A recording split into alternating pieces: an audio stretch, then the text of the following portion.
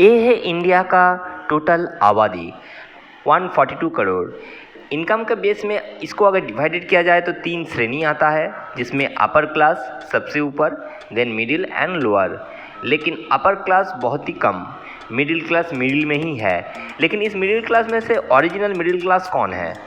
एक सर्वे के मुताबिक जो कि करवाया CASI के थ्रू, जिसके मुताबिक इंडिया का 50% पॉपुलेशन अपने आप को मिडिल क्लास मानता है। लेकिन मानने से ही तो नहीं होगा ना। निर्मला सीतारमण अपने आप को एक इंटरव्यू में मिडिल क्लास बताया, लेकिन अपने आप को मिडिल क्लास मानने से ही तो मिडिल क्लास नहीं हो जाता है। तो चलिए इसका पता करते हैं। नोबेल लॉयर अभिजीत बनर्जी के मुताबिक इंडिया में 80% पॉपुलेशन मिडिल क्लास है। उनके मुताबिक 5,000 से 25,000 खर्च करने वाला महीने में मिडिल क्लास अपने आप को मान सकता है। लेकिन सच्चाई कुछ और ही है, क्योंकि प्यू रिसर्च के मुताबिक महीने में 25,000 से 50,000 खर्च करने वाला ही ओरिजिनल मिडिल क्लास है। इंडिया में टोटल आबादी में से 3% 25,000 से 50,000 खर्च करता है महीने में। तो वो टोटल आबादी का ओनली 3%, यानी कि 4 crore Indian original middle class, और बाकी 95% lower class and 2% upper class. तो ये जो 3% मिडिल क्लास है वो खाली मिडिल क्लास में ही फंसा हुआ है। वो मिडिल क्लास अपर क्लास में नहीं जा पाता है। इसका कारण चलिए पता करते हैं। इस जो 3% में रहने वाला मिडिल क्लास कभी भी 2% वाला अपर क्लास में नहीं जा पाता है। ओनली 3% मिडिल क्लास अपने आप को सारा जीवन मिडिल क्लास में फंसा हुआ पाता है। इसके कारण जो सबसे बड़ा कारण, जो 5 कारण है, वो आज मैं आप लोगों के सामने रखने वाला हूँ। सबसे पहला कारण एक जो लाइफ के शुरुआत में ही होता है, वो है शादी, और शादी से पहले pre wedding shoot. Pre wedding shoot में खर्चा अभी बहुत बढ़ गया है। और दूसरा आता है शादी। इंडिया में शादी जो कि वर्ल्ड का सबसे ज़्यादा खर्चीला वाला इवेंट होता है।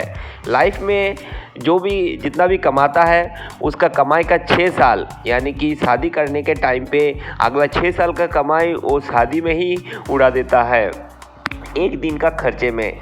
और तीसरा खर्चा जो आता है शादी के बाद वो होता है अपना ठाट बाट, यानी कि मिडिल क्लास होने का सबसे ज़्यादा रुतबा दिखाने के लिए कार लेना।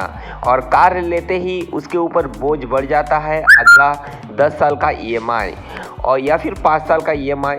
लेकिन 5 साल का EMI 10 लाख उसको वहीं पर ख़त्म नहीं होता है। उसका खर्चा भी आता है हर एक साल का 1 लाख, यानी कि मान के चलिए अगले 5 साल में उसको खर्चा करना होगा 15 लाख। और ये 5 साल का EMI ख़त्म होते ना होते ही उसका दूसरा खर्चा आ जाता है, वो होता है उसका घर, और जो कि आता है दूसरा EMI से।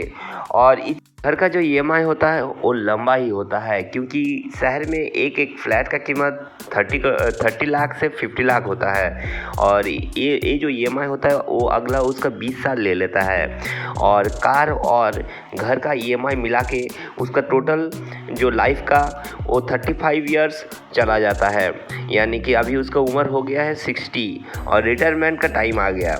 और रिटायरमेंट के बाद जो देखा जाता है उसका इन्वेस्टमेंट होता है 0, क्योंकि उसका सारा लाइफ EMI भरने से ही चला गया।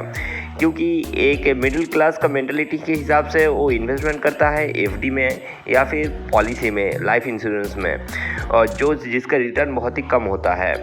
और वो अगर 10 लाख भी जमाता है अपना पूरा 20 साल में, तो वो उसका रिटर्न आता है सिर्फ 26 लाख। तो चलिए इसी सिलसिले में एक स्टोरी से समझते हैं हम लोग कैसे मिडिल क्लास से अपर क्लास में जाया जा सकता है।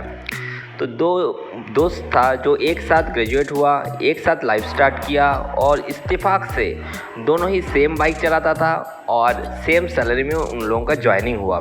लेकिन कुछ साल बाद, 15 साल बाद, विजय और अजय का मुलाकात जब हुआ, अजय ने बोला मैंने एक कार खरीदा और एक 2 BHK फ्लैट खरीदा। लेकिन वो अजय ने जब पूछा विजय को, तो विजय ने बोला मैंने एक लग्जरी कार खरीदा एंड लग्जरी फ्लैट खरीदा। तो अजय ने सोचा कि विजय का ऐसा ग्रोथ कैसे हुआ, वो शॉक्ड हो गया। तो चलिए इसका पता करते हैं कैसे ऐसे हुआ। क्योंकि विजय एक था कंजर्वेटिव इन्वेस्टर, जो कि खाली फिक्स डिपॉजिट एंड सेविंग्स में भरोसा रखता था और लाइफ इंश्योरेंस वगैरह करता था।